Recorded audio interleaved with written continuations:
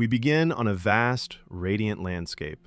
Stars scatter across the sky like dust, while comets streak overhead and jagged mountains pierce through the rolling clouds. The night is calm and still until it is broken by the faint cry of a baby.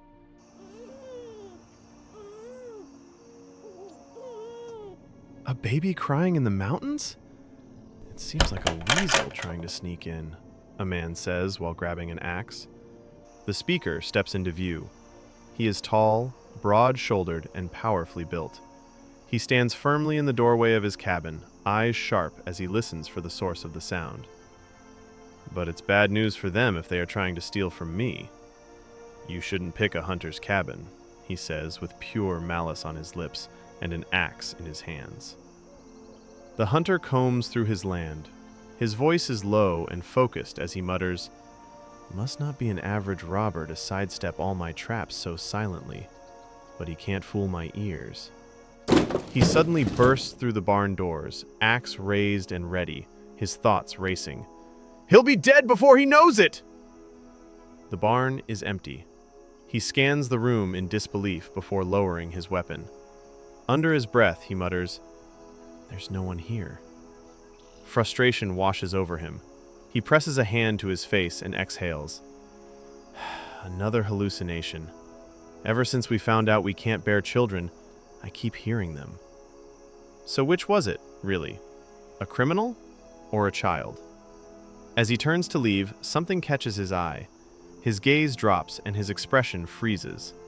Huh? What is this? At his feet lies a mini Gojo. Carefully, he lifts the baby and holds it close, pressing it to his ear. A steady rhythm answers him. Badum, badum, badum, badum, badum. The sound of a tiny heart beating. In that moment, warmth floods his chest. A joy he had long believed unreachable takes hold of him. Footsteps approach. His wife enters the barn, exhaustion written across her face. "What's wrong, Vincent? What's with all the... Olina, you're awake," Vincent says in shock. "Vincent, is that a baby?" his wife says, concerned. Vincent looks down at the child in his arms, then back to her, struggling to find the right words. "I don't know how to say this, but I think he's ours." Moonlight spills through the open doors, bathing the three of them in silver as the moment settles in. 12 years pass. Their son sits quietly, lost in a book far too large for his small frame. His name is Sarone Arian. Vincent, now visibly older, has aged like milk over the years. It's honestly surprising his hairline hasn't started receding. He calls for his son, then scoops him up with ease. "Come here, you little rascal. The wood's all chopped up, so let's go home and eat." Sarone laughs as he's spun around in circles. Vincent pulls him in close, their bond clear without a single word. As they settle, Sarone hesitates before speaking. "Dad, I have something I want to ask you. How can someone use magic?" "Huh? Magic?" his father says. "Is that what the book I gave him is about?" he ponders. "Well, is there such a thing? Downing a bear with a single arrow? Or knocking down a tree with a single axe blow? Now that's magic. Ha ha!" As they walk through town, whispers trail behind them. Two boys linger nearby, watching. "Look, it's Mr. Vincent. He's with Sarone, too. Even when we ask him to play with us, he's always just reading a book. That book is huge. Do you think he really knows how to read? He's so lanky and wobbly. He's nothing like his dad.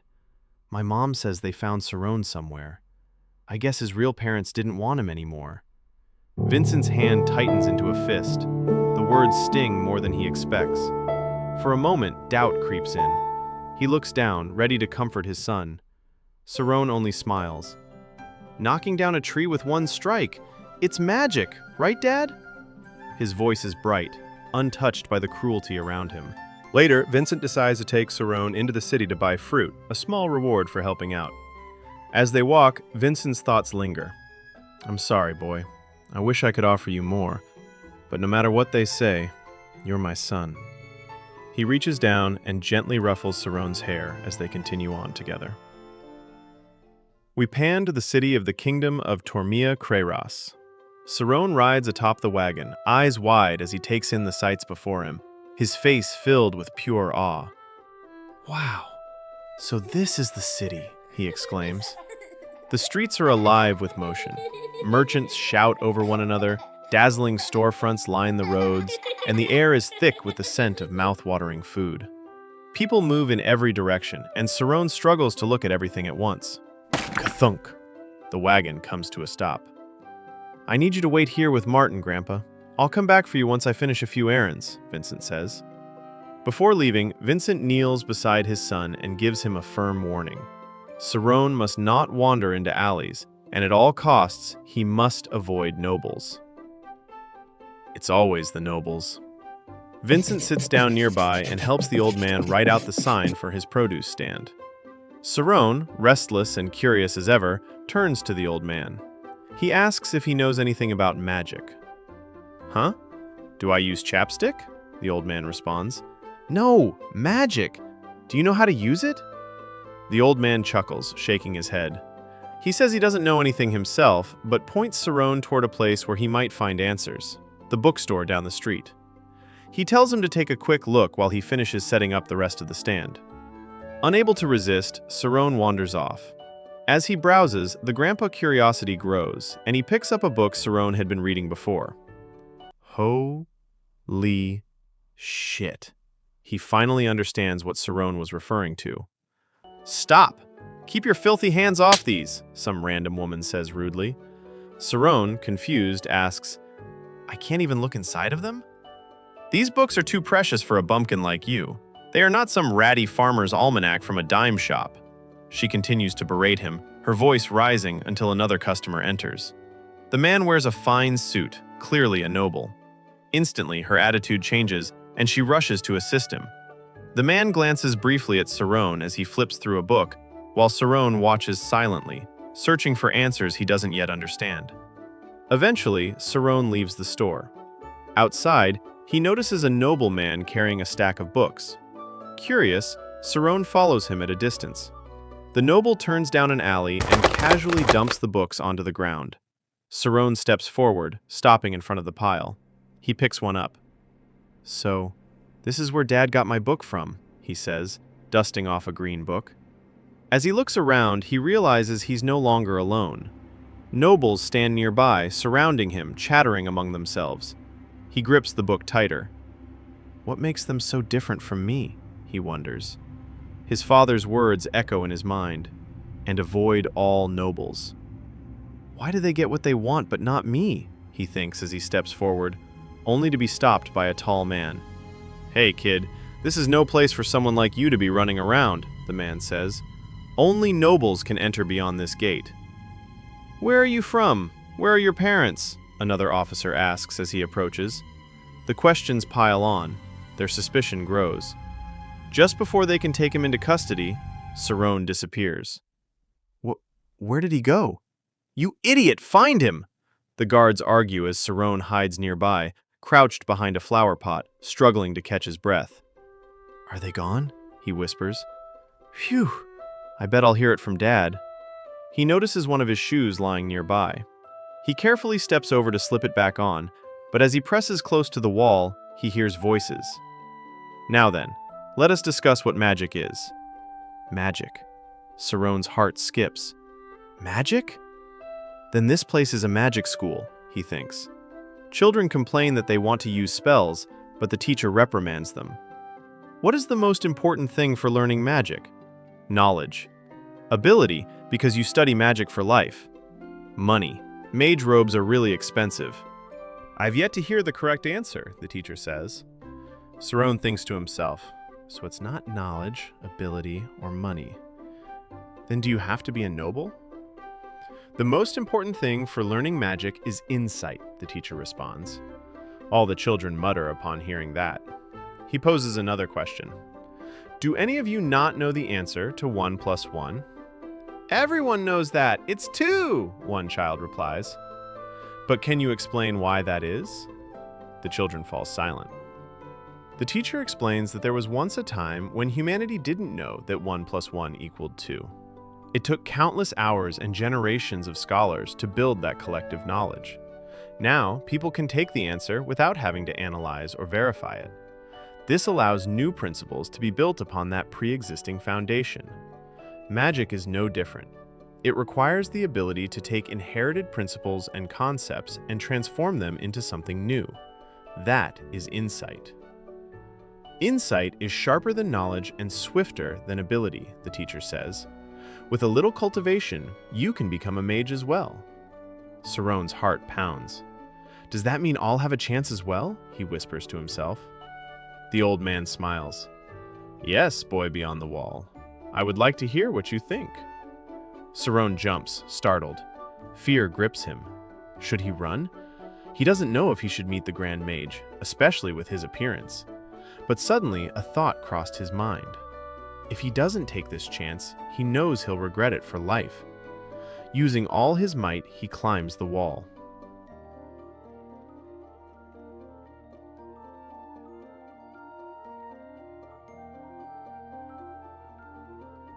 Come and join in this old man's conversation, the teacher says. Saron blushes, seeing the beauty of the garden, and hops on the other side, stepping into a world he's only ever read about. Saron walks toward the group. The moment the children take in his worn clothes, realization spreads across their faces. He doesn't belong. He's a peasant. The children begin to whine.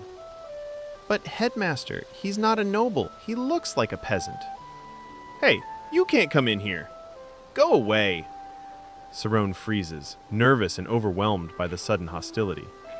Before the situation can spiral further, the headmaster raises a hand, calming the children. Oh, do not worry, child. Come, join us, he says warmly.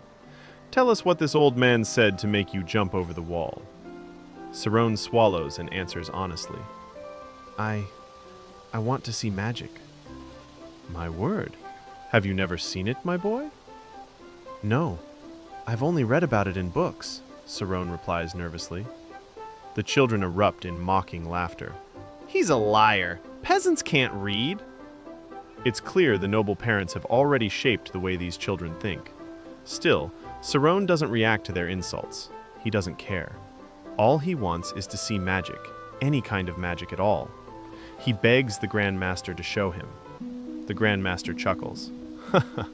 No need to beg for such a simple thing. I shall call the wind for you. The children's eyes light up instantly. Wow, the wind! The wind? Saron looks around, confused. Wind? Suddenly, a massive gust slams into him. Whoosh!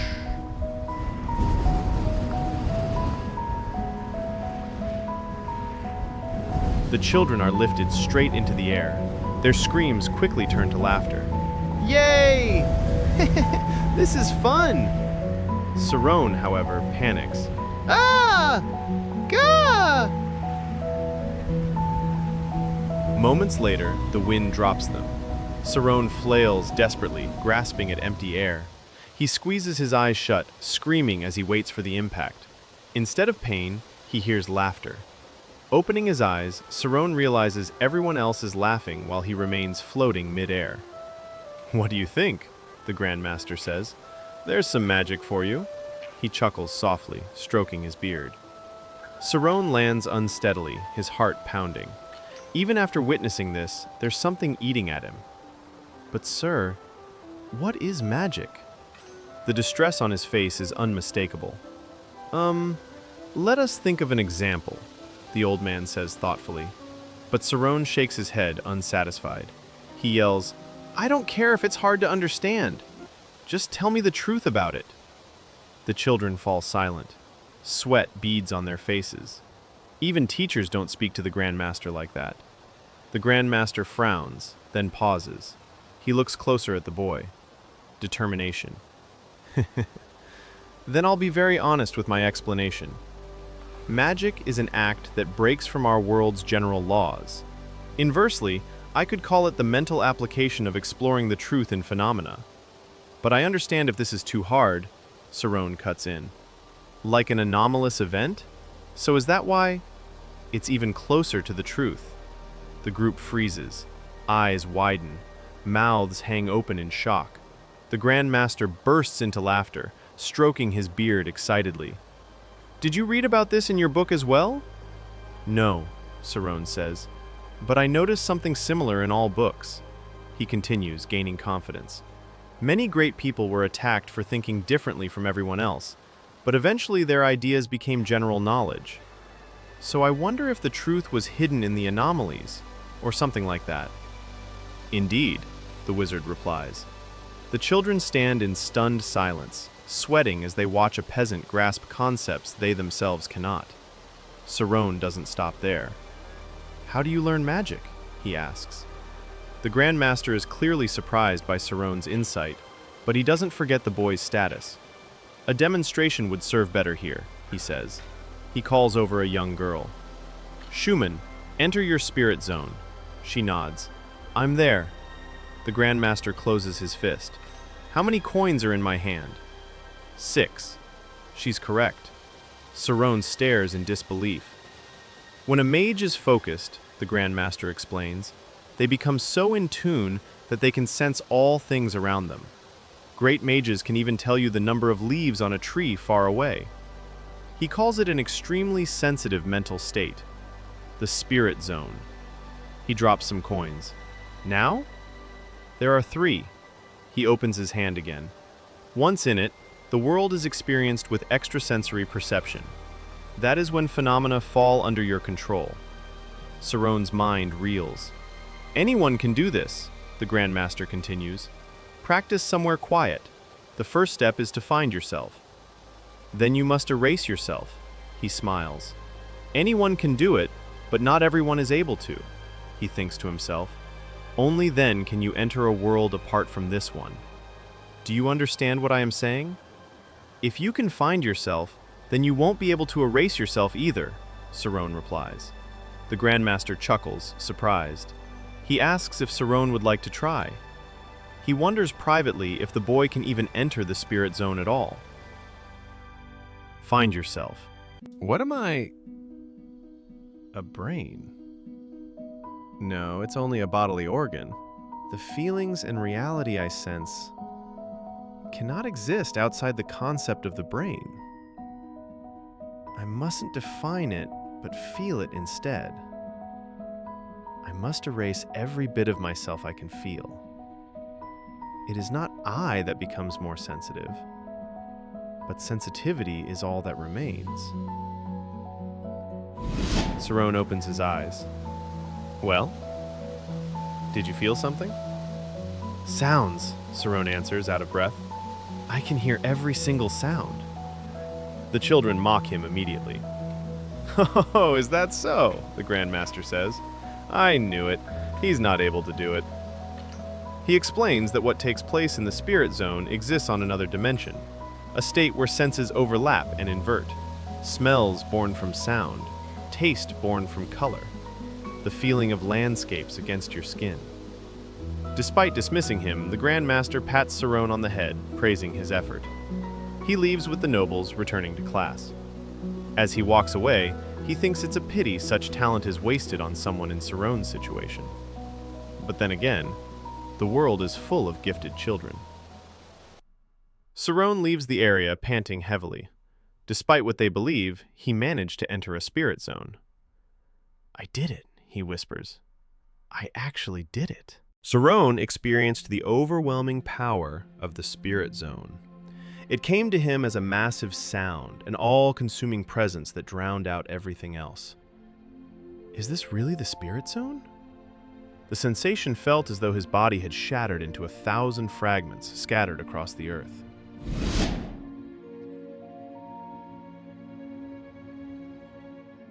For a fleeting moment, it felt as if he had become the world itself.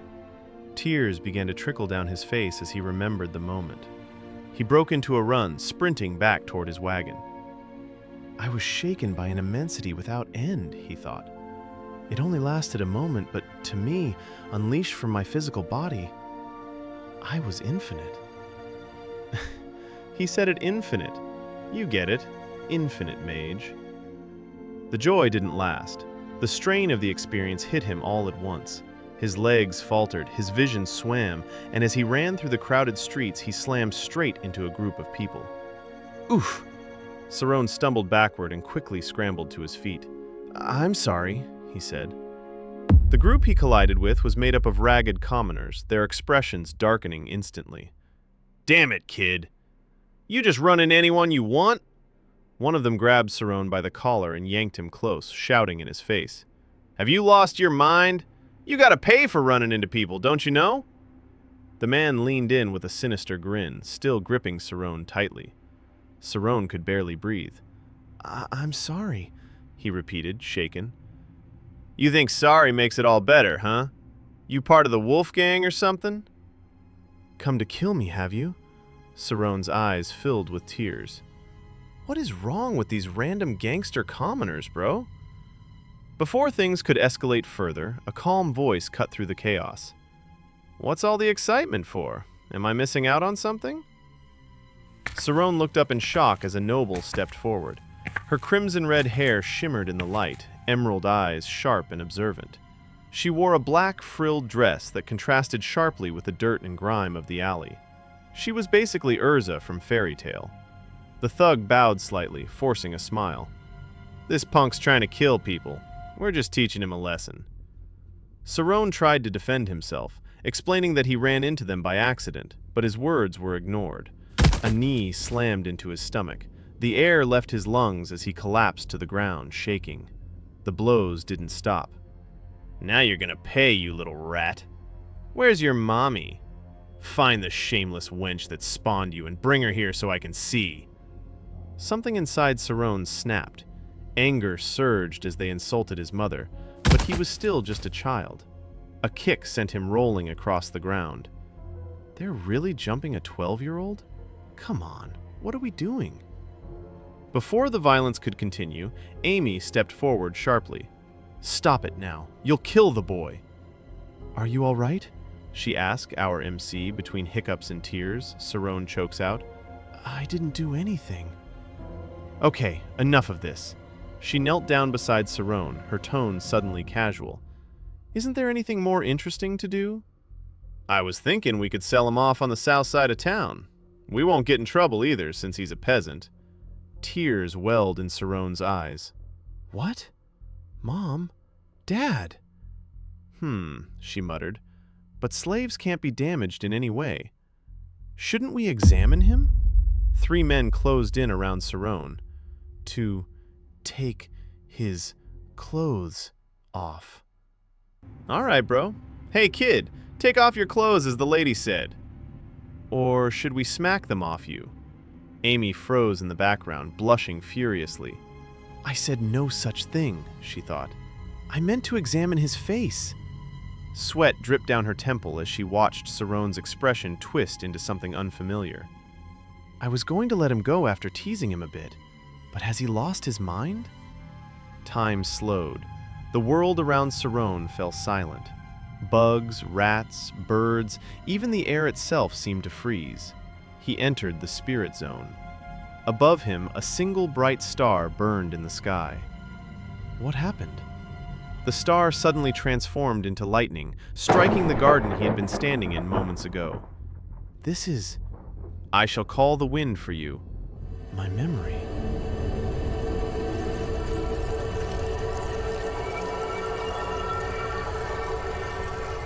The thugs shook him violently. "What's wrong, brat? Can't you hear us?" Sarone's eyes began to glow. "Wait, stop!" Amy screamed. The wind howled. It wrapped around Sarone like a living force, flinging the thugs skyward. "Ah!" Sarone stared upward in awe, but the power spiraled out of control. The wind vanished, and the men plummeted back down. Bones shattered on impact. They lay writhing on the ground, screaming in pain and begging for help. Amy dashed towards Sarone, shouting, "Hey, you! Who are you? Where did you learn how to use magic? You're just a peasant!" Before she could say more, guards rushed toward the scene. Clicking her tongue, Amy leapt into the air and vanished before they could see her. Sarone stared, stunned. Hearing the guards gather in the area, knowing they will never believe him, He ran. While running, he muttered to himself, "Dad." "This world is cold," he whispered, tears rolling down his face. We cut to Amy's home. "Damn it, how did he catch me off guard?" she muttered as she stormed inside. Her father looked up. "You're home early today. Did you play hooky again, Amy?" She brushed past him. "I've learned everything I need to know. Class isn't fun anymore." He sighed. "Why do I even bother? When will you grow up? Even geniuses can be held back by sloth." "It'll come back to bite you one day." As she climbed the stairs, Amy paused. "Dad?" She looked down, her mind still on Sarone. "Magic. If you have any connections at the magic school, please introduce me to them." Vincent searches the barn frantically as snow falls heavier by the minute. "Sarone! Where are you, Sarone?" The cold bites at his skin as he rushes back toward the cabin. Inside, warmth greets him, but no answers. He asks his wife where their son is. "Sarone went off to the logging area. He said he had to cut wood," Olena replies calmly, her hands moving as she knits a scarf. Vincent freezes. The weather outside is far too harsh for logging, especially for Sarone's frail build. "I'll go find him." Vincent steps back into the freezing wind, his breath visible as memories resurface. "When I took him to the city for the first time this past spring, I almost lost him. He said he just lost his way." His pace slows. He remembers the tears streaming down his son's face that day. "I wonder what really happened to him," Vincent thinks quietly. We cut to a tree deep in the forest. Its trunk is battered and scarred, covered in countless axe marks. Sarone stands before it, panting, steam rising from his breath. He remembers the feeling from that day, the moment he used magic. Sadness settles in his chest. Since then, he's never been able to repeat it. "I only managed to do it subconsciously," he mutters, "due to my insight. There's no telling which part of the process I'm missing." He recalls the principles the Grand Mage taught him. "Because I lack knowledge about magic." Sarone steadies his breathing, calming his thoughts. "However, I can still use my spirit zone." His eyes snap open, glowing a celestial blue. Whoosh! Once inside, his senses explode outward. "Once I'm there, I can sense everything. Textures, shapes, smell. I feel everything about this tree all at once." A section of the tree begins to glow brightly. "What is that?" Sarone grips his axe, muscles tensing. "I can't explain it, but I feel it." Whack! A luminous blue energy surges from the axe head into the tree, spreading like veins of lightning. Burst! The tree shatters violently, wood and splinters flying in every direction. Sarone stares in disbelief. Knocking down a tree with a single swing. Magic. Behind him, Vincent stands frozen, mouth agape. What did I just see? That was a thunder strike. Vincent stares at his son. Sarone calmly gathers the wood, speaking almost to himself. This is nothing more than a single successful strike among 100 failed ones. Almost like the magic I used that day. Vincent's eyes fill with tears. He realizes the truth. With their current funds, he'll never be able to hone his son's talent. Luck won't teach me anything. I need knowledge, Sarone continues quietly. I need to repeat this tomorrow, and the day after that. I must prepare for whenever that opportunity strikes. Maple leaves drift toward the ground, signaling autumn. 3 years pass. Sarone is no longer small. He sits in meditation beneath a tree. A leaf brushes his shoulder and he rises, axe in hand. My eyes don't see, he says, pressing his palm against the bark. My eyes... He raises the axe, eyes glowing. Feel it! Whack! Energy floods the tree, shattering it completely. Sarone straightens, pride steady in his chest. And to think I almost went home instead. The tree crashes behind him. It's already been 5 hours, he murmurs. It's as if I became nature itself during my meditation. The swaying trees, the squirming worms, even the sound of roots deep in the soil sucking up moisture. 5 hours isn't enough to appreciate it all. He recalls the Grand Mage's words. Once you are there, you will find yourself apart from this world. Sarone smiles. Time to head home. As he approaches his house, Sarone notices white horses grazing nearby. A luxurious black carriage stands before the cabin, completely out of place in this region. I'm back, Sarone says cautiously, pushing the door open. His eyes widen. His parents sit at the table with a noble man. Dad? You're home already? Sarone, you made it, Vincent says. Why don't you take a seat? This is the under-butler from House Ogent. Never mind, he is not a noble. An elderly man with a monocle, slicked-back gray hair, and a pristine gray suit glances at the MC, appearing to be the man from before when he visited the bookstore. Nice to meet you. My name is Temerin. Nice to meet you. My name is Sarone. I actually came here to see you, Temerin says, rising. He grips Sarone firmly and examines him from head to toe. I heard you know how to read. I've been reading books since I was young. Temerin pauses. Can you tell me why you're doing this to me? Sarone blurts out. You have a decent reputation, boy, Temerin says. A lumberjack's son who can read, and quite filial on top of that. What would you say about working for House Ogent? Pardon? Sarone asks. Temerin explains carefully. The Ogent family's great library will be relocated, nearly 10,000 books. It will take 2 years. The heavy lifting will be done by porters, but you and I will do the sorting. However, he pauses, gaze sharpening as he looks at Sarone's parents. Only your family knows of this relocation. If a book leaves the ground, or even a rumor of a missing book spreads, it means the death of your parents. Olina and Vincent exchange terrified looks. Vincent clenches his fists. Sarone realizes why their faces are so dark. Even a lifetime of hunting couldn't earn this much. I see why you decided to sell your son for this. I didn't ask you for the money, Vincent shouts. I just want Sarone to have a chance to achieve his dream. Temerin laughs mockingly.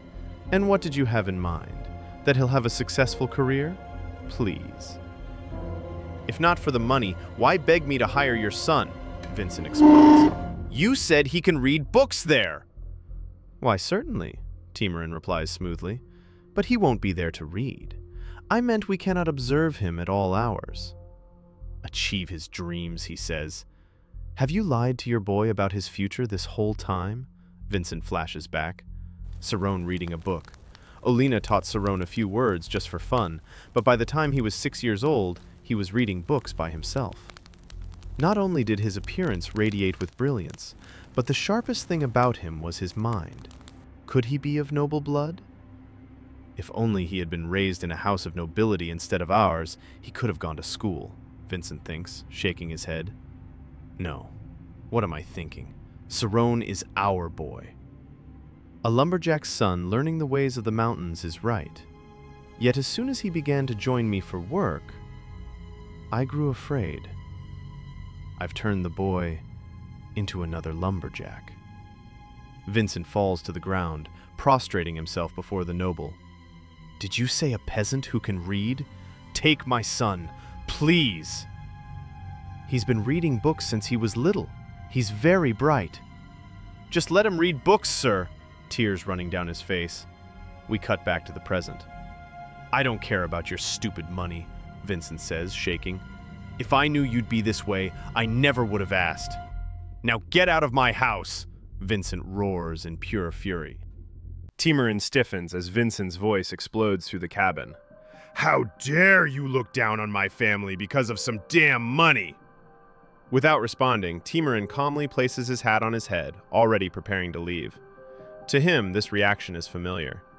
People like this never understand the value of what they're offered. His thought is cut short. Wait, Dad. Temerin freezes mid-step.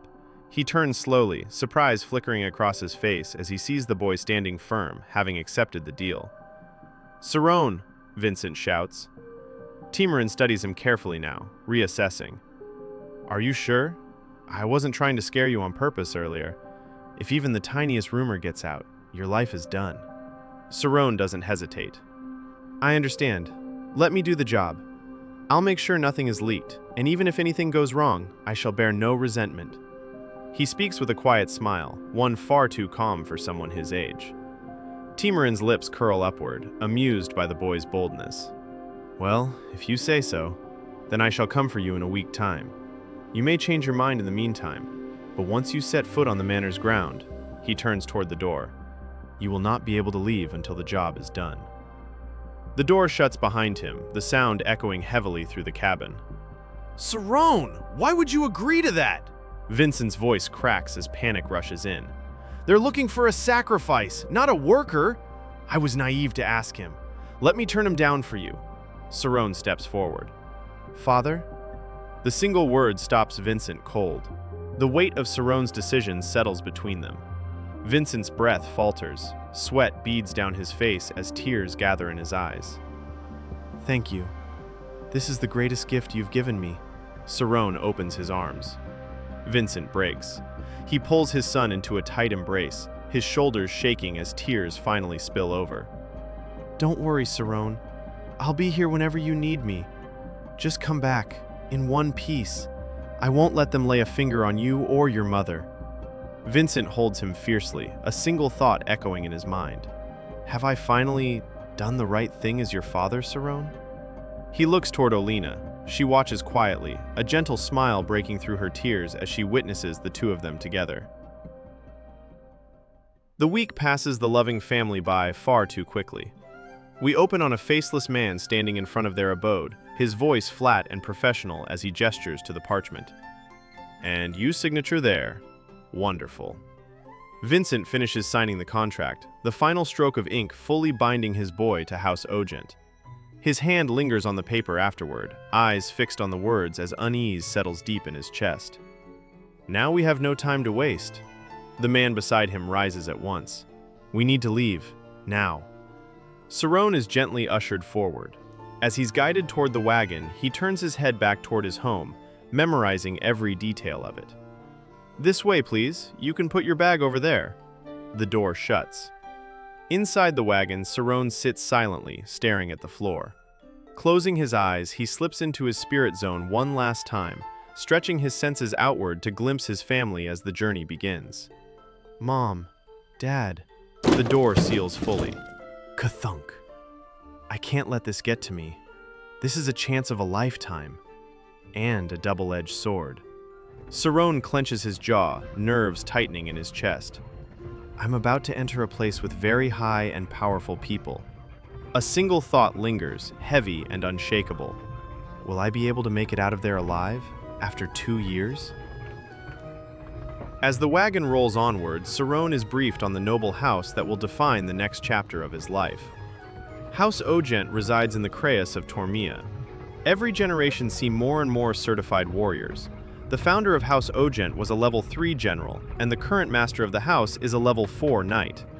Sir Bishop Ogent, in a word, has the military might of the city in his hands. The speaker points toward the window. And right there is the House Ogent's legacy, the Great Manor. The sight steals Sarone's breath. A vast estate stretches across the land, rows of towering trees lining the path like silent sentinels. The carriage slows to a halt, and Sarone steps down, overwhelmed by the sheer scale of it all. Wow. Frightened already? Just wait until you meet the family. Watch your tongue unless you intend to lose it. Sarone swallows as he takes in his surroundings. It's all slowly starting to feel real. This is the land of second-class nobility. Second class. The emblem of House Ogent comes into view, a horse impaled by a sword, carved into the fountain at the manor's center. House Ogent! Sarone is led away from the main building and toward a structure shaped like a chess piece. Here are the servant quarters and offices. This is where you'll be staying. Inside, he's brought directly to Timorin's workspace. You're here. Follow me. I will explain your duties. Sarone bows his head. Yes, sir. Timorin opens a heavy wooden door. The sight beyond it is overwhelming. 4 stories tall, layered shelves stretching endlessly upward, thousands upon thousands of books packed together in perfect order. Wow, this is House Ogent. Great library! All of these books must be moved to the new library. You are in charge of classifying them all. Saron's heart pounds as he takes it in. I will assign a list for each week, and you will gather those books. You will work from 9 in the morning to 6 at night. Outside of that time frame is your own free time, but you cannot leave the grounds, nor can you enter the manor without direct orders. The lower butlers will inform you of the other rules. Any questions? Saron grips the papers handed to him. With my life on the line, this will be nothing I can't handle. When do I start? Tomorrow. Tomorrow morning arrives.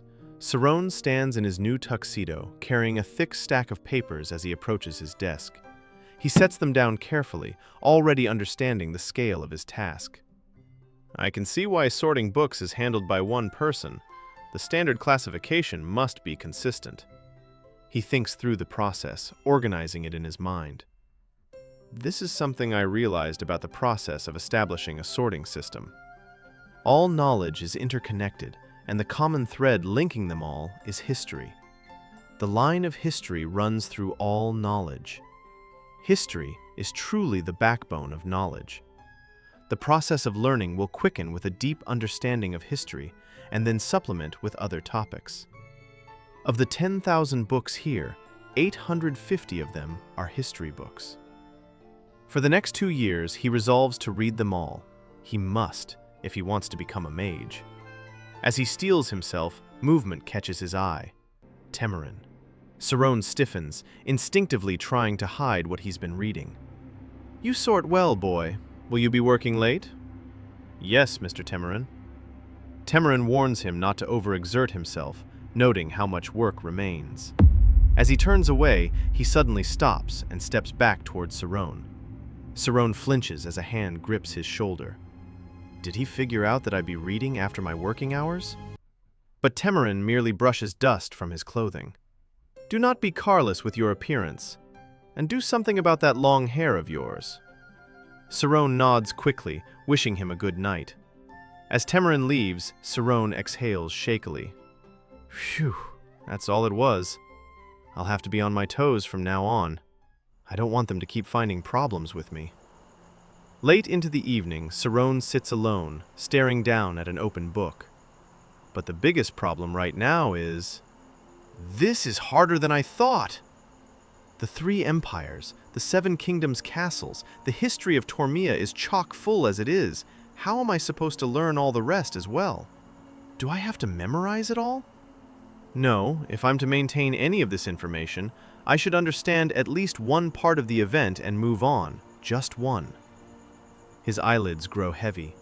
As sleep claims him, a hand gently removes the book. My, you are more foolish than I thought. Temarin studies the pages briefly. You'll be stuck on a book like this for half a month. Do you really think studying will bring you success? He scoffs softly.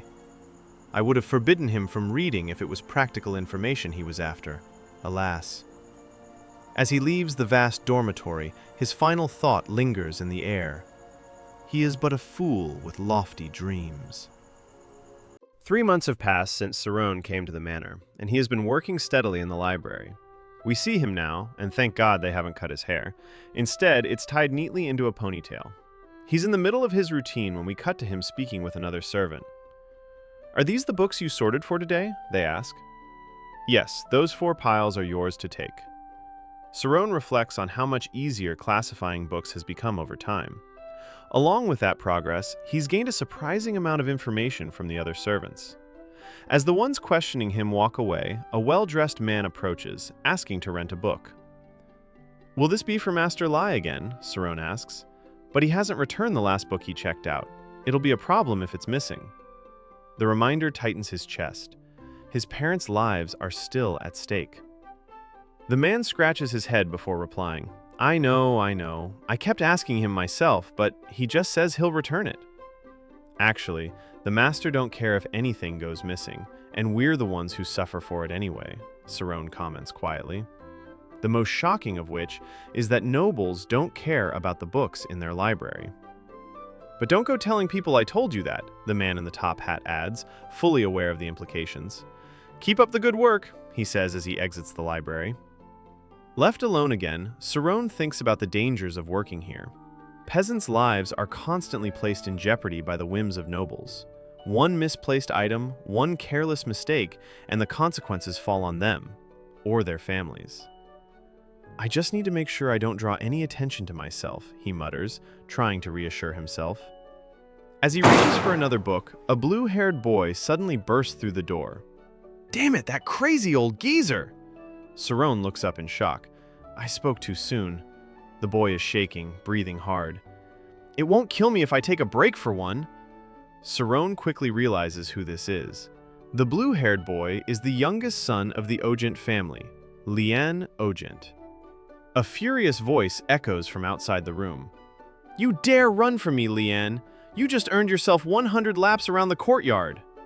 Lian dashes towards Sarone, desperately begging him not to expose his hiding place as he ducks down. He's tall, Sarone notes. The young master scrambles beneath a desk just as an old man storms in. Lian! I know you're hiding in here! The man stomps towards Sarone, glaring. You! Where's the peanut with blue hair? He ran in here, didn't he? Nervously, Sarone answers, It seems like you are talking about Master Lian. Forgive me, but who might you be again? The man scowls, clearly irritated, and introduces himself as Lian's sword instructor. Do not be coy with me, boy. Speak now, unless you'd like me to start with you. Not wanting any part of this, Sarone points toward the shelf. A pair of glowing yellow eyes peek out from below it. Why, you little? I'll kill you for this! The swordmaster grabs Lian by the collar. You have it all wrong, Master Kate. Do I? He yanks Lian over the counter, slams him onto his back, then drags him away by one foot. You're coming with me! But no training today. You are going to start with mental endurance again. Lian twists his head back towards Sarone, eyes burning. Just, you, wait. Sarone can only stare, bewildered. Later, word spreads through the manor that Master Kate dragged Lian to the mountain and didn't let him return. For a month. We cut back to Sarone, buried once more in books. It took me about 20 days to read my first book, but as I came to understand that book on every level, I made it through 82 more history books within 4 months. He turns another page. Just as I expected, everything is difficult at first, but there is no completely new information in the other books. Since 200 books built a decent foundation, the remaining 650 will be a breeze to get through. Yet doubts begin to creep in. Is studying history really the right choice for me? That question lingers until he reaches the section covering mages. Then the answer becomes clear. A mage and a scholar are fundamentally similar. A scholar researches theories. A mage brings those theories into reality. The only difference is that one can enter the spirit zone, while the other cannot. Sarone opens his spirit zone, his thoughts sharpening. In other words, if I can add to my spirit zone, this vast backbone of knowledge I'm building, a quiet hope forms. Maybe there's a chance. I really will become a mage. Ah! The door bursts open. Lian storms in, rage etched into every line of his face. You bastard! His teeth grind together like a feral beast, fury pouring from him. I went through hell waiting for this very day, Sarone observes calmly. He's a persistent one. Did you really come here for that? He asks. Of course! I climbed the same cliff over and over again. But once the strength left my hands and I nearly fell to my death, I held on, thinking about getting my revenge against you. Sarone feels a knot form in his stomach. This is worse than I thought. He's blinded with anger. Lian steps closer. I asked you for help. I trusted you. But you threw me to the dog. Seeing a coward like you makes me sick. All I did was tell the truth, Sarone replies weakly. Lian grabs him by the collar. Don't make me laugh. Then you should have told me you wouldn't help. Easy for you to say. You're not the peasant in this situation, Cyrone thinks. Then what can we do to make things right? He asks. Lian pauses. Huh? It's obvious he hasn't been working here long, but why is he so calm? A smirk spreads across Lian's face. Okay. So even you don't take me seriously, huh? I'll make sure to show you what kind of man I really am. Follow me. He leads Cyrone to the training field and tosses him a sword. Clunk. A wooden sword, Cyrone thinks. We duel. I'm not a coward like you. This is the price you pay for looking down on the boy who will be the world's greatest swordsman. Cyrone snaps back, irritation finally breaking through. Excuse me? How am I a coward, a servant of Ogent serves? That is all I did. Lian ignores him entirely, eyes blazing. You sold me out so Master Kite wouldn't beat you. You turned your back on me when I was in need of help. A chill runs down Cyrone's spine. He looks completely different now. No matter how much my family looks down on me, I will not take it from the likes of you. Now fight. Lian takes a stance. And to be fair, I'll give you 3 swings head start. Those eyes are definitely the eyes of an Ogent knight, Cyrone thinks. This sword is hard. I'll have to go home if he breaks my bones. Fear clouds his thoughts. What should I do? Is there really anything I can do? Then an idea strikes. Maybe I can. That's it! I have to try. He gave me 3 swings. Cyrone charges, sword raised high. Rah! Before he can react, Lian parries. 1. Pain shoots through Cyrone's hands. Ugh! He's so strong! He grips the sword tighter. Hya! Another strike. Lian blocks again, this time looking slightly surprised. 2. Have you ever held a sword before? I have. 1 swing left. Here I go! Cyrone activates his spirit zone and dashes forward. A familiar glow marks a critical point. What's that stance? It will be harder for you to block me this way. Thwack! The swords collide. Nothing. Okay, now it's my turn. Before Lian can finish, his sword explodes into fragments, stunning him completely. Cyrone is breathing heavily, stunned that his plan actually worked. He steadies himself, replaying the exchange in his head. Sense with the first hit, grasp Lian's timing with the second, and hit the vital point on the third. For 3 years he'd practiced that thunderstrike more times than he could count. Lian stares down at his broken sword in utter disappointment. You. Cyrone tenses, sweat already forming. Something about that single word makes his stomach drop. Where did you learn how to use a sword? Cyrone answers weakly, trying to sound calm even though his heart is racing. He tells him it was a thunderstrike. A what? Cyrone presses a hand to his chest and explains where it came from. I worked with my father in the mountains. He taught me how to chop wood and cut down trees. But I'm too weak to do that, so I had to learn a technique to make up for it. Lumberjacks call it a thunderstrike. Lian's face twists as the meaning sinks in. To him, it sounds like an insult dressed up as an explanation. He cut some trees, and now he's a master, while I've been training for 15 years?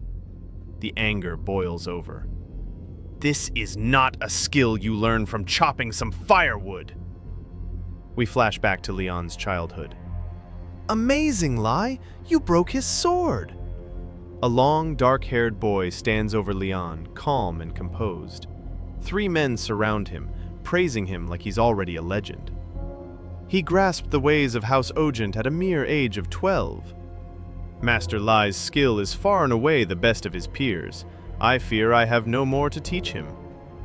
Lian's father bursts into joy, voice booming with pride. It appears you've inherited my genius, Lai.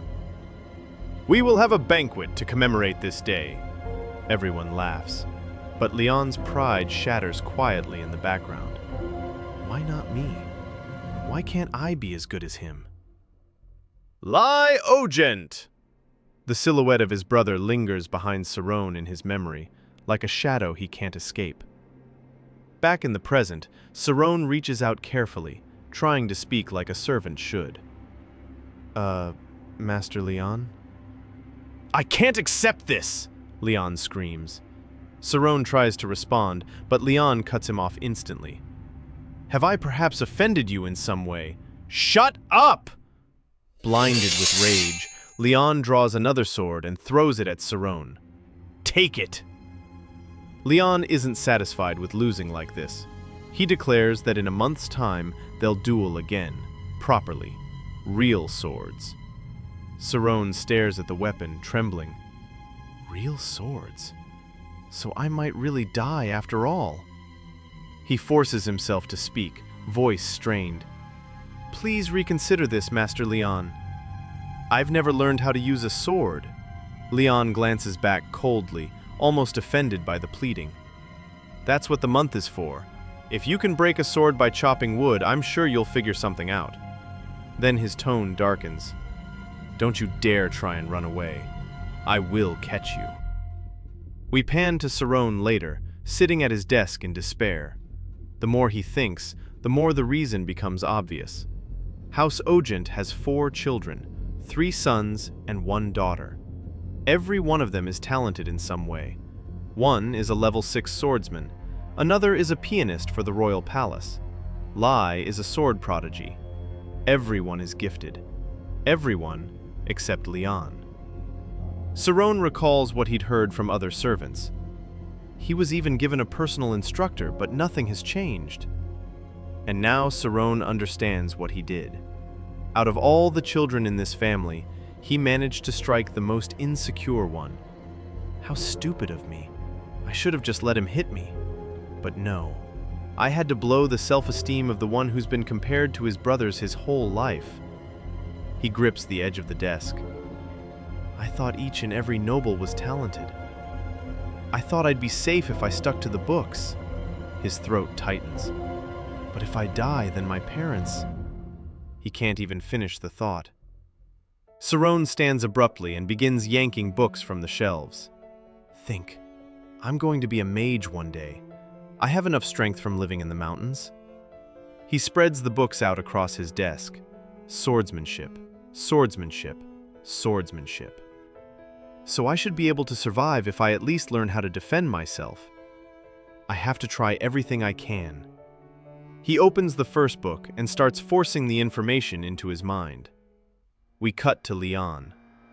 Grah! He sprints past Master Kite like a storm. That's 100 laps! Kite stares after him, then grins like a proud father. That's the fastest time yet! Is something wrong, Leon? You usually argue more during training. Leon is drenched in sweat, sand sticking to his skin, breath burning.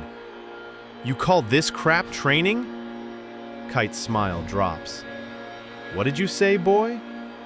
Leon rises, eyes blazing. I'm still standing on my feet. Is this all you got, Master Kite?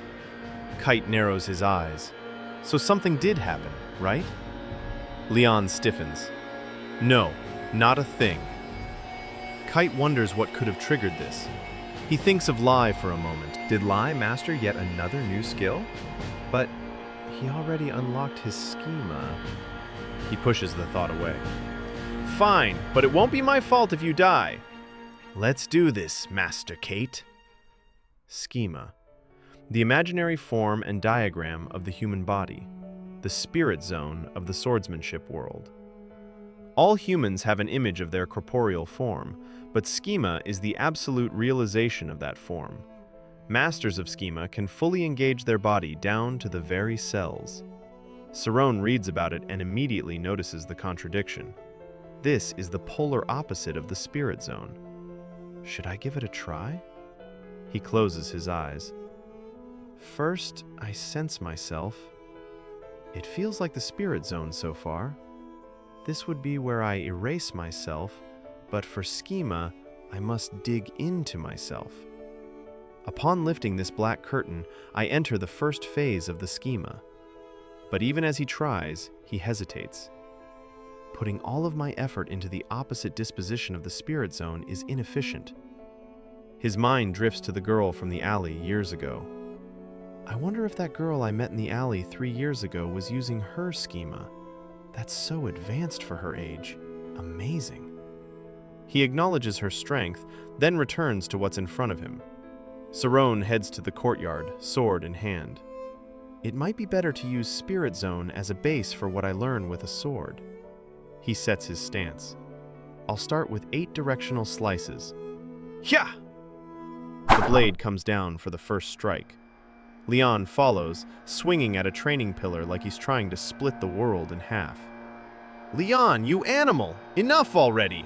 Master Kate roars. Your muscles will burst!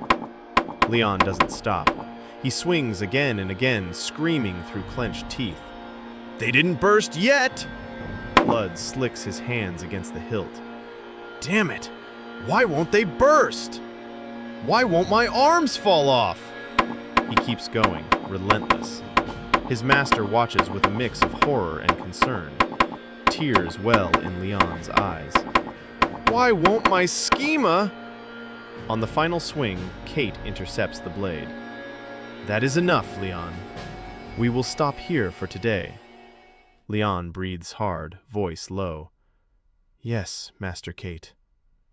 At the top of the Colosseum, Kate tends to his disciples' wounds, wrapping bandages with practiced hands. What are you thinking about? He asks. That my arms are killing me. Kate chuckles. You know, Leon, I have never once written, "You show promise" in your reports. Leon's face twists. Now do you see why I'm working so hard for this? Kate's expression sharpens. Nevertheless, I do think there's something you do well. Have you ever thought about what it is you are good at? Leon scoffs. Well, I know what I'm not good at. That is why you are not a genius, Kate replies. Leon snaps. Oh, enough already! Do you think I don't know that? Kate doesn't flinch. A genius knows what he is and where he excels at, and so all his effort goes into what he's good at without a doubt. What a genius really fears is striving for what he cannot. The drive to achieve what he is unable to do, that is a genius's greatest enemy. For the first time in a while, Leon calms. His hand trembles, but his breathing steadies. That is the best thing you've ever said to me. He stares down at his hands. He's right. If it's something I'm not born with, then I just have to pursue it with all my might. With new fire in their hearts, both boys move forward, each believing the same thing in the silence of their own mind. I will win in the end. Sarone tightens his grip on the sword, breath steadying as a question forms in his mind. How do you define swordsmanship? It's the totality of kinetic dynamic energy aimed at the removal of life. As he holds the blade, he reflects on that definition. But within that is embedded a mind game that can decide the fighter's fate. Picture an imaginary enemy. He attacks me with countless types of moves. But ultimately, there are only 8 attacks, 1 for each direction. Therefore, what I need to focus on for the duel are those 8 attacks, and the 2 blocks against those 8. There's one, now the other.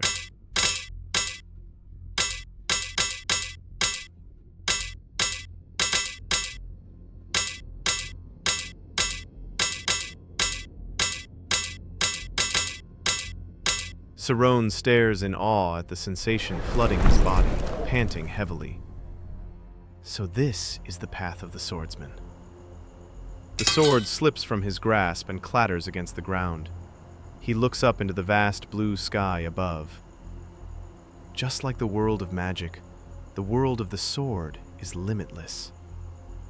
He understands now how long the road ahead truly is, especially with the battle only a month away.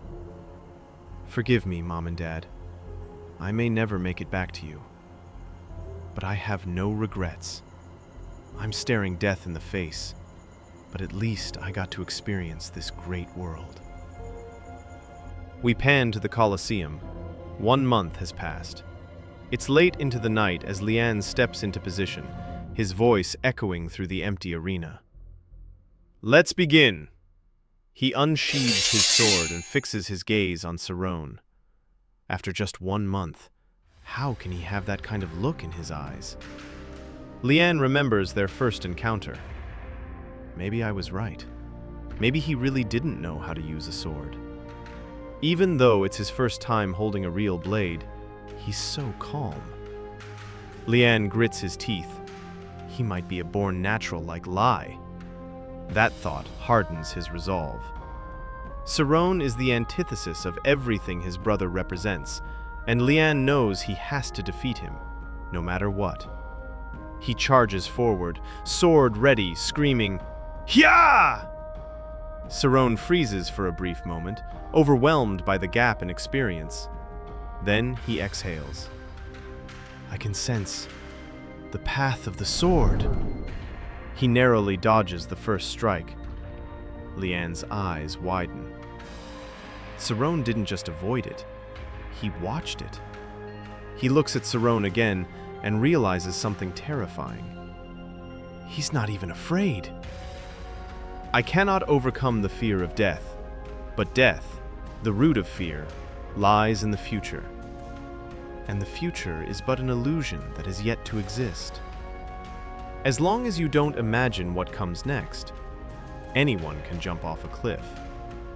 Sweat beads down Lian's face. He has not just made amends with death.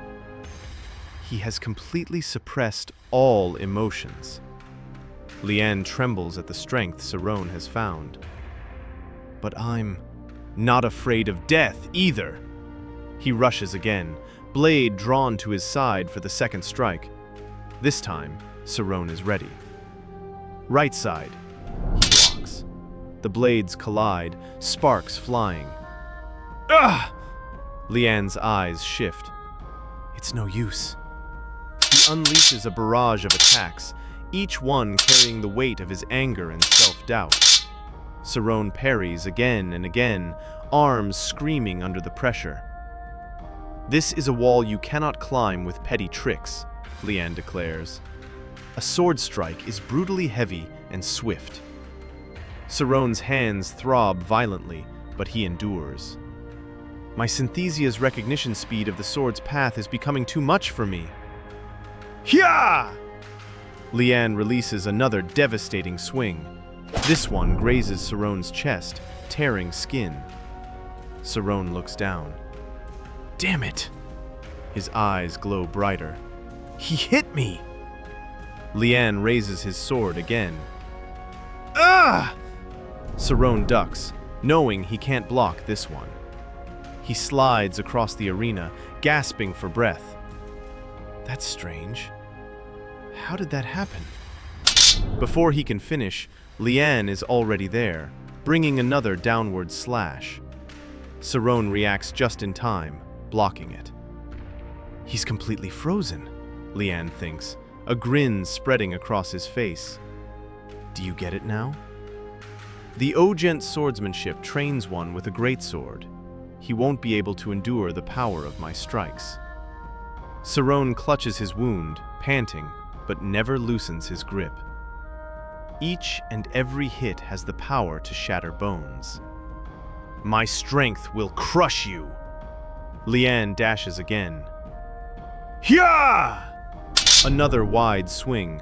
Sarone notices it. Strange. When he cut my chest, he should have followed with an upward slash. He would have cut my side open. Why is he only using big, wide strikes? His understanding of the sword is impaired. Even if he has command of his skill, he lacks insight. That means everything clicks. Sarone moves. Clang! He dashes forward, blade pulled back. New strategy. I need to attack! He parries again, but this time the impact is different. Lian is pushed backward. Huh? Shock spreads across Lian's face like wildfire. He's attacking now? I thought I tired him out. Unprepared for the counterattack, Lian barely manages to defend. What is this? They're all basic attacks. Metal screams as blades clash. Clank, clang, clash. But why are they so hard to block? Saron presses forward, conserving his strength, keeping the rhythm tight. But he lost a lot of his strength. Now he's saving energy. The realization hits Lian like a hammer. No way. Impossible. This can't be happening. His mind snaps back to the past. That was incredible, Lai. We will have a banquet to commemorate this day. Tears roll down Lian's face as he watches his brother being praised. When Lai finally notices him, he turns with a devilish grin. Back in the present, Lian screams, "Don't laugh at me!" He charges wildly. "I will be the world's greatest swordsman!" Saron falters. What is he doing? Did he give up on the duel? Each strike now has no reason, no thought, just rage, like a wild animal desperate to kill. He's just swinging like crazy. I think he's gone mad. Saron freezes. Oh? The chaos catches up to him. The path of the sword, I can't read it anymore. They are too random now! Lian screams again and launches another attack. This time, it's different. An upward slash. Saron's eyes widen. Clang! A sword falls from the night sky, embedding itself into the ground with a sharp schlink. Both Lian and Saron remain standing, panting and gasping for air. Lian stares down in disbelief. Is this even possible? Rah! We see our little Gojo still standing, his sword firmly in his hand. The fact that Saron won feels impossible, and yet Lian himself gives insight into what happened. At the last minute, we see the clash again. As Lian charged in with his sword coming up and Saron's blade being brought down, Saron altered his grip in a split second, thrusting his sword upward and successfully parrying an unseen path. Who the hell is this guy? Saron swallows hard. I had no idea that I would really win, he admits to himself. But what now? Even in victory, fear creeps in. Even if I won, my opponent is a noble. This is the second time I bruised his ego. What will he do now? Those thoughts cloud his mind as he watches Lian closely. I lost, Lian says. The words break the tension instantly. I bloody lost! I lost again! He scratches his head in frustration. Yet despite being a noble, Lian still holds on to a warrior's honor. It's your victory. Since I lost, you have the right to kill me now. Saron stares at him, stunned. With what little energy he has left, he forces out a weak smile. Are you kidding me right now? Anger creeps into his voice, not at Lian alone, but at the sheer absurdity of the world they live in. If I kill you, do you think I'll live to see another day? How in the world could you even say something like that? Lian looks genuinely confused. We fought in a duel. I have to honor your victory, Saron snaps, cutting him off. It was a duel for you. I was just trying to survive. He ignores the deep gash on his chest as his emotions spill over. This whole thing makes no sense. It all started because you were hiding from doing your training, but you somehow made it my fault. Lian fires back just as heated. Hey, I didn't blame you for anything. I just said you were acting petty. Even strangers have more loyalty toward each other than you do. Bloody loyalty my ass, Saron snaps, cursing for the first time. What did you say, punk? Did you even consider the amount of burden I received from not only you, but your instructor as well? If you were a real man of loyalty, you wouldn't get one of your servants in trouble like that. The words hit harder than any strike during the duel. The loyal and respectable thing to do is to follow what your instructor says with dignity. Lian freezes.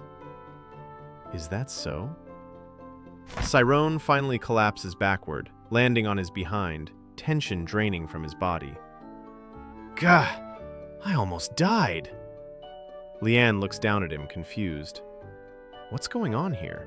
I thought we were supposed to exchange respectful words after a fight. And what happened to the cold-blooded warrior from moments ago? He studies Saron more carefully. He's clearly a genius. However, he doesn't mock me like Lai does. He fought me with everything he had. Lian hesitates, then asks, "Hey, what's your name?" "Cyrone Arian." "My name is Lian Ogent." Cyrone blinks, confused. Lian bends down, extending a hand. "Let's be friends. What do you say?" 1 year later. Out of 10,453 books, 7,028 have been classified already. Temarin looks over the report, then back at Cyrone. "You've done rather well for just a year." Cyrone has grown a lot over that time. "Thank you, sir." Temarin leaves the library, and Cyrone allows himself a moment to reflect. Of the 850 history books I intended to read, I have only 200 left. I'm managing to get through around 3 books per day, which means my backbone of knowledge will soon be fully formed. I've also had my hand at sword fighting and learned the essence of fear. His mind drifts back to that duel. It made my stamina in the spirit zone unwavering. I really thought I was done for. A chill still runs down his spine. He closes the book and continues. Starting the process may be slow, but as long as you don't give up, your goal will be within reach in no time. But most of all, no other benefits can compare to the emergence of a good friendship. Lian and Cyrone's friendship has flourished over the past year. Lian even spends time helping out in the library now. Wow, this place is gigantic. Has our family really read this mountain of books? Of course. The master of the house and Master Lai use the library quite often. Must be nice being smart. The more Cyrone gets to know Lian, the more he realizes there's warmth and charm beneath his rough exterior, perhaps because he's the youngest. There's so much to read here. He truly acts like the youngest. Cyrone catches a book Lian tosses and says darkly, "Refrain from damaging the books. They will kill me." Lian forgets sometimes that, noble or not, Cyrone's life is always on the line. Trying to cheer him up, Lian laughs. "Haha! Never fear. No one's life can be worth less than a book. Even if the library burns down, I'll have your back." Cyrone rubs his forehead. "As long as you don't touch anything, I should be fine. But why are you lazing about here? Don't you have training?" "I only have basic training today. I said I wanted to go study in the library." Cyrone's hands shake in frustration. "Then why aren't you studying, Lian?" Like a child throwing a tantrum, Lian flails. "I'm so bored!" Despite appearances, Lian hasn't grown lazy. He just needs the smallest push to stay on track. 10 minutes later, the two sit at a table. Cyrone studies seriously, while Lian barely follows along. "If you came here to study, then you should do that. You said your dream is to become a mage, right? Do you really need to read all of this?" "Of course. I didn't have a chance to study before coming here. I have a late start compared to others. But after 600 of these history books, I basically know all of this already." Lian stares. "You do?" He watches Cyrone read at breakneck speed. Even though we're the same age, he's much more mature. Lian squints at the book. "Ah, this one's not bad." He begins reading aloud. Prologue. "I'm sure you will have wondered this very question at some point. Who would be victorious in a battle between a swordsman and a mage? I wandered all over the world in search of the answers. I can still see the peaks of the Artuzna Mountains shimmering 6,000 meters above the seas when I close my eyes. These carnivorous tree devouring the mountain birds." He cuts himself off. "Could this be more boring?" Cyrone stares in disbelief. "What? It's not boring. What's so fun about it? There are no pictures or sword fights. You didn't even read one page. You don't even know who wins in the battle. Why would a swordsman and a mage fight anyway?" Before the argument can continue, another voice enters. "It's obvious that a swordsman would win." Both Cyrone and Lian freeze. Lai has entered the library. Cyrone bows instantly. Lian bristles. "What the? How do you even know that?" Lai picks up the book calmly. Saron's heart sinks. A beating will be the last of my worries if he found out I was being friendly with a noble. Haha, how are you so sure? You're only saying that because you're a swordsman yourself. Lai looks down at Lian, voice dripping with confidence. This is no matter of some lofty confidence, brother. Just look at the positions a swordsman and a mage occupy in these lands, and the answer is clear. Lian scoffs. Pfft, who cares about status? We're talking about a fight. No one looks at badges on a battlefield. Lai rolls his eyes and turns his gaze to Saron.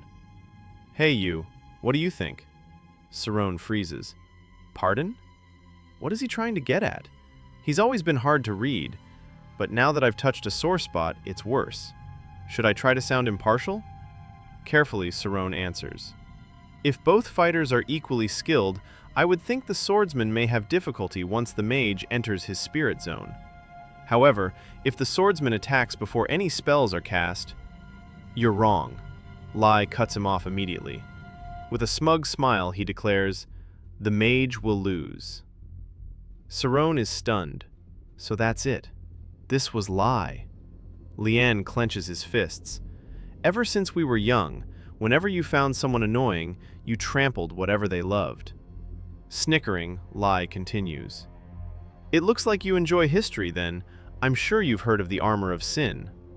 The artifact that disrupts a mage's spirit zone. Anti-magic. The spirit zone. The innate power of any mage. To fight against a mage within it is the same as going against a shark deep beneath the sea.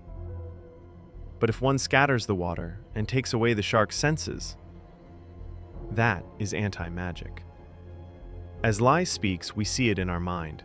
Glowing armor tearing through the spirit zone itself.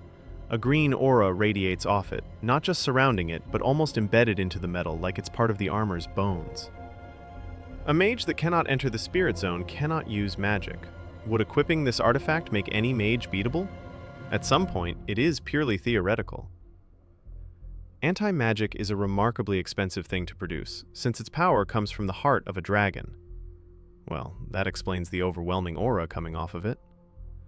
And, as it is in a wave state, no amount of money can make it more effective or reliable. Yakra, the expert on the equation of the wave, puts the efficiency of the Armor of the Sin at no more than 65%. Hardly worth it for the price. Sure, the price is astronomical, but just one piece of the set cost more than a year's worth of the kingdom's budget. Lian's eyes widen. Seriously? Does it actually make the swordsman any stronger? Lai's expression twists into something smug, like he's been waiting for this question. The problem is that anti-magic was made by a mage. Lian blinks. Huh? But why would a mage do that? Lai answers like it's the most obvious thing in the world. Isn't it obviously, with the countless uses for it? It's an easy way to mage good money. Since there are mages lining up asking to be hired, there's no need to purchase such an expensive item now. Do you get it?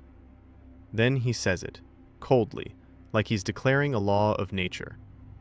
Mages are but a pathetic class of people who take advantage of others for money. Lian snaps. Watch what you say! Saron speaks quietly, but the words land like a slap. However, that is precisely what a mage is. Both of them whip their heads toward him. What? Saron doesn't flinch. If anything, he becomes more direct.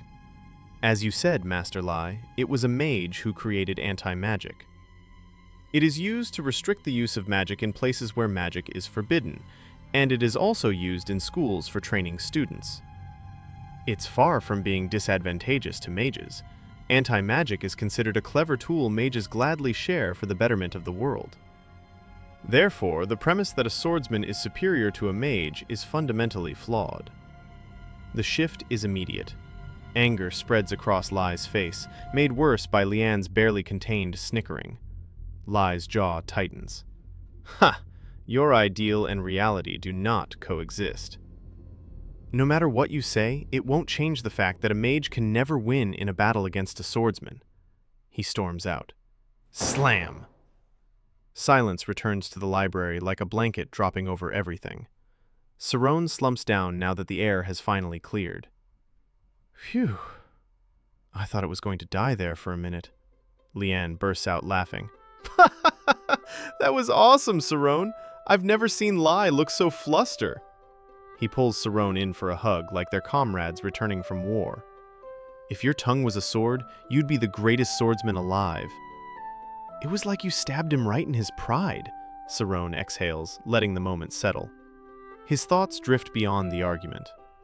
I can't say if my ideal and reality are different, as Lai says, but if people had the strength to not hide their flaw and found out more about them, then the world would benefit from this experimental mind, this so-called ideal.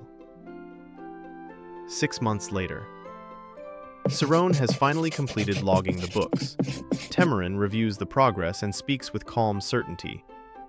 It appears we have finished sooner than expected, the butler in front of him adds, almost relieved.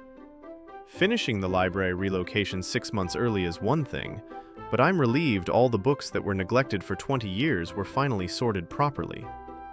Then his tone shifts, and the greed slips through. But don't you think it's a waste to send away such a helpful hand? Surely we can come up with some sort of excuse to extend the contract. It would suit us. Temarin cuts him off instantly, voice sharp and displeased. I did not call you in here for idle chit-chat. Back to work. Forgive me, sir. The butler retreats, sipping his tea and thinking about the mark Sarone has left on the manor. We cut to Sarone flipping pages in a book again, but this time it's not driven by fear or deadlines. For the first time, he's reading because he wants to. Putting a book down is a simple matter. Hiking the valley of hundreds of pages and then putting it down is another story. It feels like a dream. He doesn't get to finish. The door flies open. Sarone, I heard you finished everything. You didn't leave already, did you? Leanne storms in, then immediately double-checks when he sees Sarone still there. Hey, did you actually do it? Yeah, Sarone smiles, the kind of smile that says his shoulders finally feel lighter. There's nothing more for me to read. At least here, that is. Leanne practically explodes. He jumps in and daps up Sarone like they're celebrating a championship win. Really? Wow, you are incredible. You actually did it. Congratulations, that's amazing. Sarone looks at the only real friend he's made here and finally speaks up about something he's wanted for a long time. Hey, Leanne, before I have to leave, can I see your house? Leanne pauses. What, seriously? Sarone's confidence wavers. Is it that silly of a question? Leanne's expression softens, and then his words start spilling out like he's been holding them in for a year. No, it's just that I've hidden our friendship as if it was a dirty secret. Actually, I was pretty depressed about the whole thing, but then you asked me that question out of nowhere, and now I feel so... Tears gather in his eyes. Really? Sarone admits it too. I was a bit upset by that myself, honestly. We always only met in the library. We had no real time to hang out for ourselves. We spent the entire year like that, so I wanted to see how real friends act before I left. Leanne snaps out of it, cutting through the heavy mood with his usual force. All right, let's go. The whole family is out today. You mean right now? For the first time, Sarone enters the Grand Manor itself. He's seen it from the outside for a year, but standing here now makes it feel different. Larger, colder, more real. Wow. Now that I'm actually here, I'm starting to feel a little scared. Leanne grabs him and drags him up the grand staircase like he's afraid Sarone will change his mind. It's so quiet. Yeah, only the servants are here right now. They walk through the vast hallway, and Sarone notices a massive door. Does that giant door lead to his room? It looks bigger than our cabin. It's hard to imagine Leanne living in such luxury. His thoughts cut off as they arrive. Okay, this is my room. Sarone's eyes bulge. Leanne's bedroom is the smallest room at the end of the hall, but smallest in this house still looks insane. It's closer to a training field than a bedroom. I welcome you to my home. Training swords are scattered across the floor and stacked neatly in weapon racks. It feels less like a place someone sleeps and more like a place someone returns to after battle. But this is where he lived. Time passes fast once they're inside. Lian is sweating buckets while Sarone sits calm, humming like he owns the place. Ugh. Lian throws his deck of cards up in fury. I'm done! I lost again! Sarone has a mountain of chips stacked beside him, proof of how badly he's been dominating. One more game, Sarone says, shameless. Lian squints at him. You're using that spirit zone thing to see my cards, aren't you? Sarone points out the truth instead. Whenever you get an ace, you move it to the back of your hand. And if you have a pair, you bet right away. I don't need the spirit zone to see that. Lian's brain short-circuits. Wait, what? How do you notice these things? Sarone answers calmly. Observation only works when you don't obsess over it. It's not the little pieces you look at, but the person as a whole. That's when a person's intentions become clear. Lian rubs his temple, groaning like his skull hurts. Don't obsess over the little things. But look at the whole picture. Then would that help me when I'm trying to use my schema? Maybe. It helps me when I enter my spirit zone. Sarone pauses. It's like he knows, but he doesn't. Sarone rummages through Lian's things and finds a green book. A memory flickers. Something about that cover feels familiar. Oh, this looks interesting. Lian, can I borrow this? I'm a bit sick of history, so some fiction would really... Lian collapses instantly, passed out from overusing his brain. Oh dear. Sarone glances at his pocket watch, nerves creeping in again. I think he said his family would be back this evening. He gets ready to leave. Then he hears it. A melody. Huh? A piano. The soft notes drift through the manor, and Sarone's mind immediately connects the dots. There's only one person in this manor who plays the piano. He follows the sound and peers through an open door. Inside sits an elegant, blue-haired beauty at a grand piano. The pianist at the royal palace, and Lian's sister. Lena Ogent. She turns her head towards Sarone. How was it? That was my piano sonata. Sarone freezes. She saw me. He steps out from behind the door, forcing himself to speak respectfully. Yes, it was incredibly beautiful. His thoughts scramble. What do I do? I've never seen you before. Are you new here? Lena studies him. Ah, yes. I was hired to help classify the library books. I've been here for about a year. Recognition flashes in her eyes. Oh, so are that kid. Not everyone can do that job. You must be quite clever. Clearly not if they were ready to hire random peasants in the town square for it, but I digress. Have you ever played the piano before? Sarone's guard shoots up. I can't let my guard down around her. She uses her schema to perform. Also, she has the foulest personality in the entire manor. At least, that's what Lian told me. She gestures beside her, inviting him over like it's the most natural thing in the world. Huh? Sit next to her?